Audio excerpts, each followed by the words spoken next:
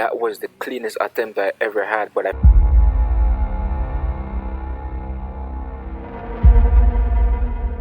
Today's video I'm going to be back in realistic car driving. I got the E46 and I'm going to be taking on the windy road traction control off.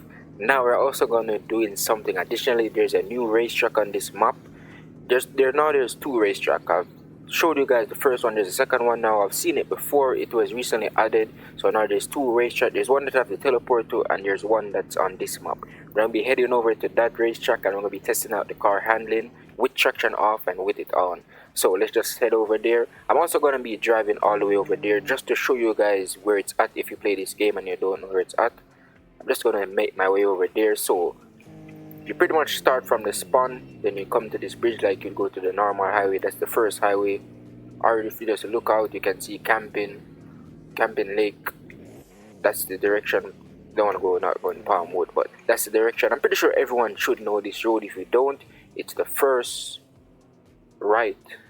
Let me check. Yeah, I think it's the right as you leave the spawn.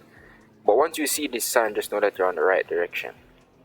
But not really just going to be seeing how it handles on this road, but the track is going to be the main testing to see the handling with traction off and traction on. This is just to have some fun with the car at this part of the road.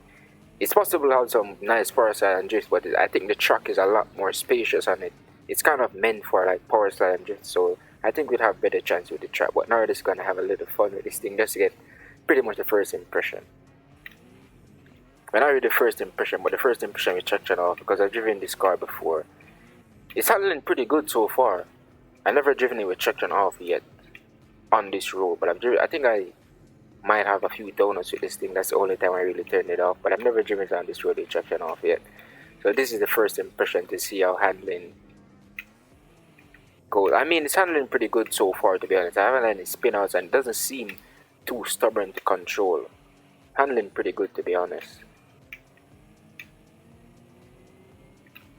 Yeah, so let's follow this road straight to find a new track as well. I think there's multiple ways you can get to the track. You can even go the other way on the highway, but the best way, or once you can find the tunnel, you're gonna see the tunnel in a second. Once you find the tunnel, you're pretty much at the track.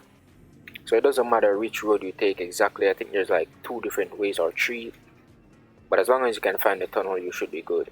This is one of the hard bits. Let's see how it does.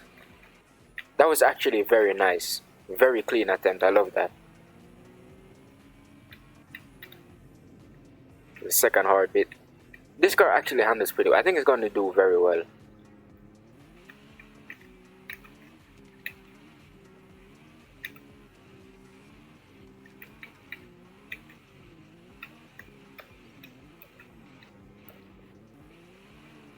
That was the cleanest attempt I ever had, but I feel like I'm lagging crazy. I don't know what's going on.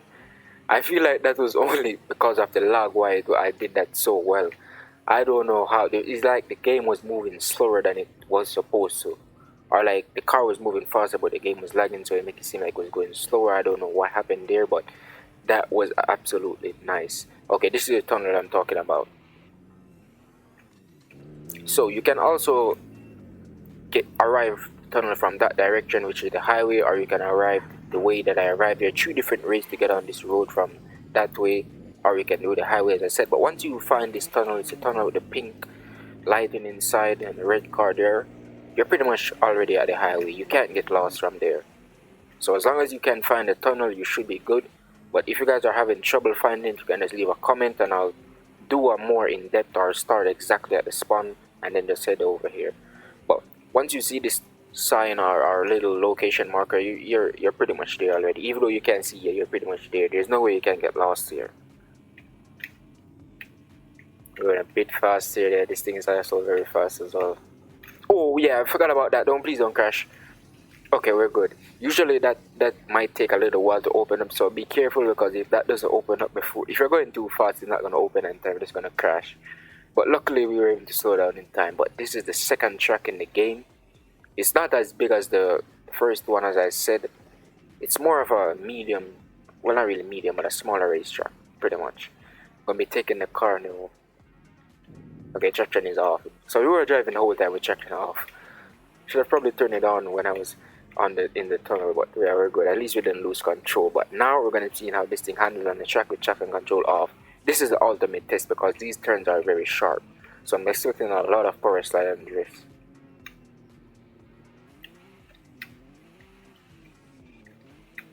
Okay, not bad, not bad. We're not really focused on effectiveness here or trying to get around the track as fast as possible. We're just trying to see how well this thing can handle.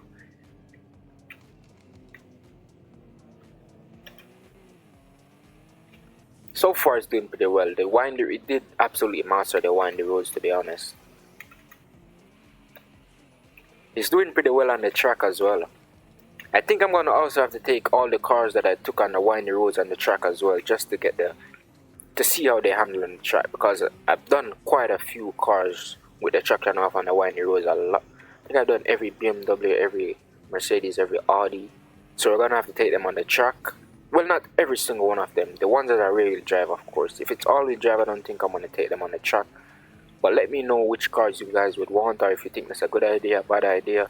But I'm gonna do most of them, especially if they're rear-wheel drive. I think the only cars that I took on the windy road traction off was the Audis. Those were all-wheel drive, but they handled like rear-wheel drive because they were very slidey. You couldn't even tell the difference.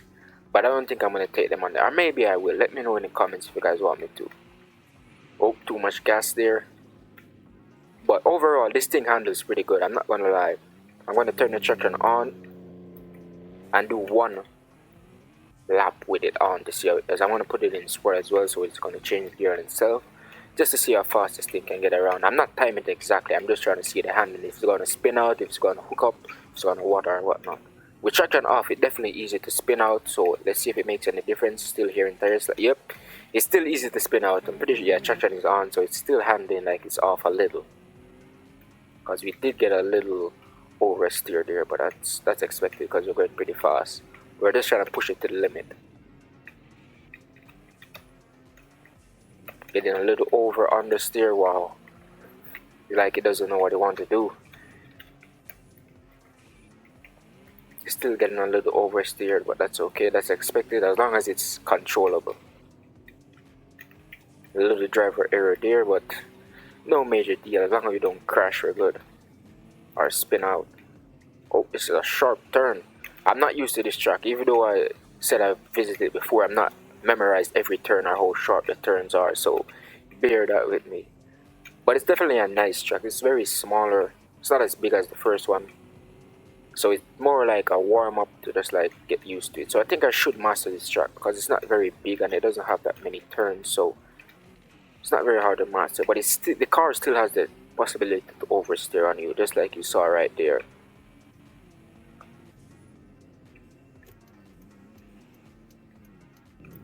Okay, I rate this thing. I'll give it a 8.5 for the handling. It handles very well. I mean, it does oversteer, but it's very easy to counter steer and catch it back.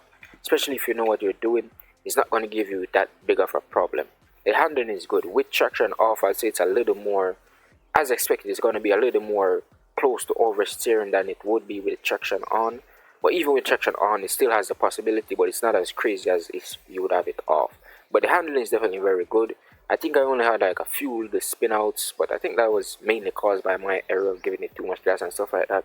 But overall, this thing is a great car. It's very easy to control. As long as you know what you're doing and you don't try to do some dumb stuff, you should be good. I would say this thing definitely one of the best handling M3s, and not the best because I haven't done every one of them. Wait a minute. I haven't done every one of them on the track, but this is definitely one of the best handling, I think, so far. Because I'm not sure if I took all of them on the...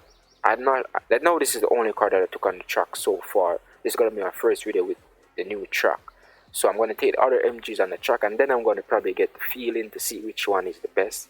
But I feel like this one definitely handled super well. But I know I forgot the name, the blue one that I did.